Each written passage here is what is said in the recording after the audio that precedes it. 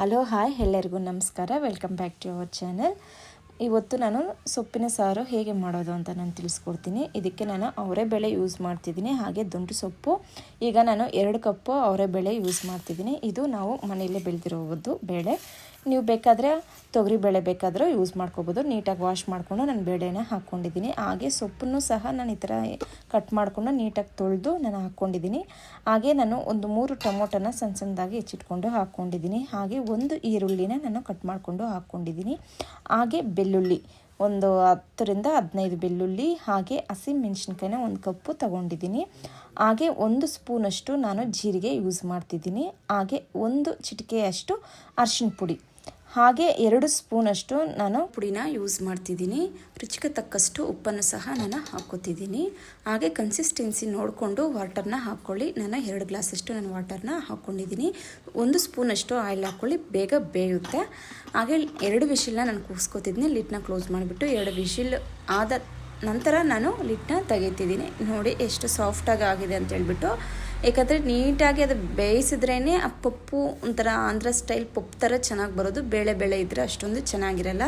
ಈಗ ನಾನು ಏನು ಅದರಲ್ಲಿ ಎಕ್ಸೆಸ್ ಆಫ್ ವಾಟರ್ ಇರುತ್ತೋ ಅದನ್ನ ನಾನು ರಿಮೂವ್ ಮಾಡ್ತಿದ್ದೀನಿ. ಅದನ್ನ ಒಂದು ಬೌಲ್ಗೆ ನಾನು ಟ್ರಾನ್ಸ್ಫರ್ ಮಾಡ್ಕೊತಿದ್ದೀನಿ.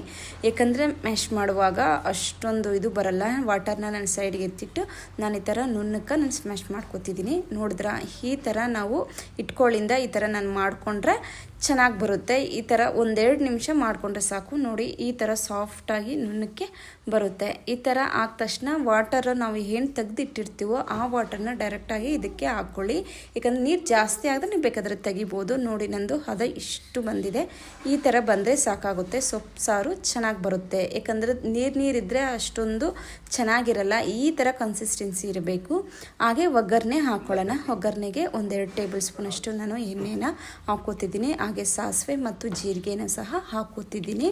ಹಾಗೆ ಒಂದು ಅರ್ಧ ಆನಿಯನ್ನ ಸಣ್ಣದಾಗಿ ಹೆಚ್ಚಿಟ್ಕೊಂಡು ಹಾಕ್ಕೋತಿದ್ದೀನಿ. 5ರಿಂದ 6 ನಾನು ಕರಿಬೇವಿನ ಸೊಪ್ಪು ಸಹ ನಾನು ಹಾಕ್ಕೋತಿದ್ದೀನಿ. ಫ್ಲೇವರ್ಗೋಸ್ಕರ 4ರಿಂದ 5 ಎಸ್ಲು ನಾನು ಬೆಳ್ಳುಳ್ಳಿನ ಸಿಪ್ಪೆ ತೆಗೆದು ಜಜ್ಜಿಟ್ಕೊಂಡು ಹಾಕ್ಕೊಂಡಿದ್ದೀನಿ. 2 ಒಣಮೆಣಸಿನ್ಕಾಯಿ ಹಾಕ್ಕೊಳ್ಳಿ. ಒಗ್ಗರಣೆ ಹಾಕಿದ ತಕ್ಷಣ ನಾನು ಡೈರೆಕ್ಟಾಗಿ ಸಾರಿಗೆ ಟ್ರಾನ್ಸ್ಫರ್ ಮಾಡ್ತಿದ್ದೀನಿ. ಇಷ್ಟೇ ಸೊಪ್ಪಿನ ಸಾರು ಅನ್ನೋದು ನಮಗೆ ರೆಡಿ ಆಗುತ್ತೆ. ಮುದ್ದೆಗಂತೂ ತುಂಬಾ ಚೆನ್ನಾಗಿರುತ್ತೆ ಗೊತ್ತಾ. ಈ ಥರದ್ದು ಎಷ್ಟು ಟೈಮು ಹಿಡಿಯಲ್ಲ. ಒಂದು 5 ನಿಮಿಷದಲ್ಲಿ ಈ ಥರ ನಾವು ಪ್ರಿಪೇರ್ ಮಾಡ್ಬೋದು. ಎಲ್ಲ ಕಟ್ ಮಾಡಿಕೊಂಡು ಡೈರೆಕ್ಟಾಗಿ ಕುಕ್ಕರ್ಗೆ ಹಾಕಿ ಈ ಥರ ಬೇಯಿಸ್ಕೊಂಡ್ರೆ ಸೊಪ್ಪಿನ ಸಾರು ಅನ್ನೋದು ರೆಡಿ ಆಗುತ್ತೆ. ಈ ಸೊಪ್ಪಿನ ಸಾರು ನಿಮಗೆ ಇಷ್ಟ ಆದರೆ ಪ್ಲೀಸ್ ಲೈಕ್ ಮಾಡಿ, ಶೇರ್ ಮಾಡಿ, ಹಾಗೆ ಸಬ್ಸ್ಕ್ರೈಬ್ ಮಾಡ್ಕೊಳೋದಂತೂ ಮರಿಬೇಡಿ. ಪ್ಲೀಸ್ ಸಪೋರ್ಟ್ ಮಾಡಿ. ಧನ್ಯವಾದಗಳು.